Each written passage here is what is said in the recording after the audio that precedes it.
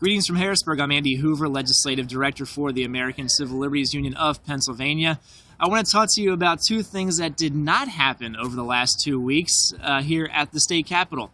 Today's Wednesday, February the 15th, and the House of Representatives is having its final day of session before it breaks for budget hearings. The Senate actually broke last week as they are starting budget hearings as well.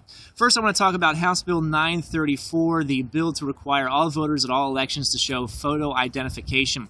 This bill did not move in the Senate last week. There were some rumors at one point for a few hours. We thought it might, but ultimately House Bill 934 did not come out of the Senate Appropriations Committee and did not get consideration. We believe that our coalition, Protect Our Vote, has done a very effective job making the point that some citizens will be disenfranchised if this legislation passes into law. We do know that a significant percentage of citizens, about 11%, do not have government-issued identification, and they are disproportionately the elderly, people living in poverty, racial minorities, people with disabilities. And the requirements to get the ID from PennDOT are so onerous that it would be difficult for folks to get the ID, even if they could get down to the Department of Transportation.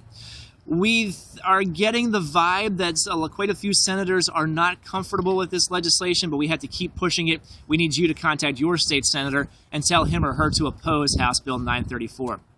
The second piece that did not happen over the last 2 weeks was House Bill 1077. This is the bill that requires all women seeking an abortion to have an ultrasound at least 24 hours before the abortion procedure.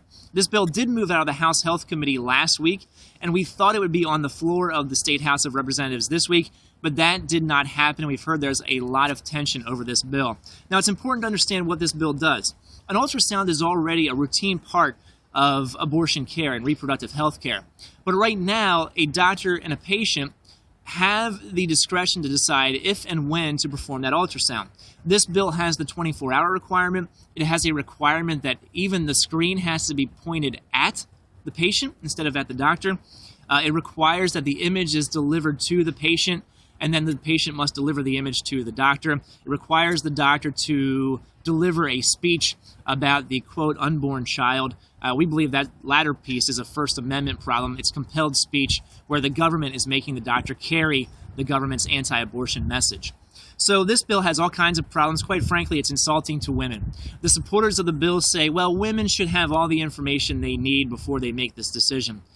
And the message behind that framing of it is that women don't know what they're doing, that somehow they're not emotionally mature enough to understand what they're doing when they seek abortion. And we think that is completely unfair to women. They know exactly what they are doing when they decide to have an abortion or not to have an abortion.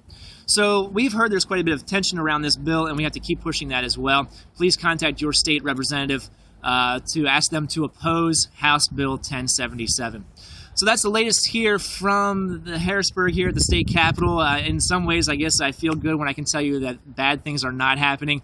I wish I could tell you more good things are happening, but at the very least, there has been no attempt this week to undermine your civil rights here at the state capitol. So make sure you check out our website, our Facebook, our Twitter, our blog for all the latest information. We're here in Harrisburg because freedom can't protect itself.